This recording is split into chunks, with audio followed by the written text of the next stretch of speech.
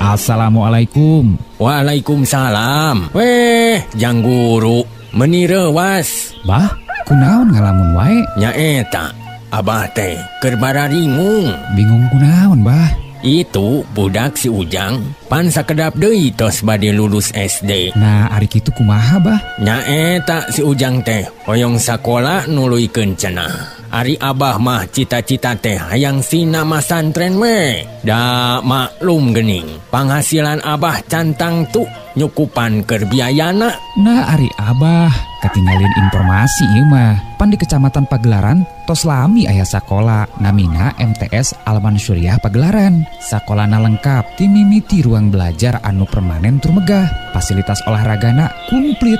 Kaya ning lapang futsal, lapang poli, lapang bulu tangkis, lapang basket, lapang tenis meja, jeung sajabana. Kagiatan ekstrakurikulerna loba piliheun saperti drum band, marawis, pramuka, olahraga, qosidah, sanggar seni, jeung bela diri, jeung nu leuwih penting mah Bah, keur nu jauh boh nu deukeut disayogikeun pamondokan putra jeung putri, keur nu masantren alias boarding school teh, jeung pengajianana disesuaikeun jeung kurikulum sakola. Pokona mah masalah kualitas jeung prestasi mah tos kasohor Bah, di Cianjur Selatan mah pan si Neng oge budak abdi sakola di dinya. Mahal meureun Jang Guru biayana, pan Abah mah kurang mampu. Ceuk saha Bah, sakola di dinya mah ti mimiti pendaftaran ke sakola boh ka pasantren teu dipungut biaya alias gratis.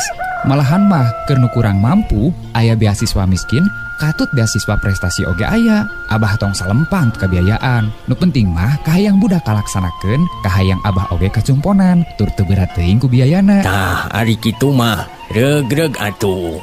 Kumaha ari cara pendaftaran anak? Gampang Bah, daftar mah kantun dongkap we ka sakolana. Nyaeta MTS Alman Syuriah Pagelaran. Anu alamatna di Jalan Raya Cipari Pagelaran, kilometer 61 Pagelaran, Cianjur Selatan. Bari nyandak fotokopi akte kelahiran 1 rangkap, fotokopi kartu keluarga 1 rangkap, fotokopi ijazah sareng SKHUN SD atanapi MI 2 rangkap. Formulir pendaftaran kin ngisi di sakola. Gratis teu dipungut biaya pendaftaran. Tah, ari kitu mah hayu atuh Jang Guru. Ka mana Bah? Anteur Abah ngadaftarkeun budak.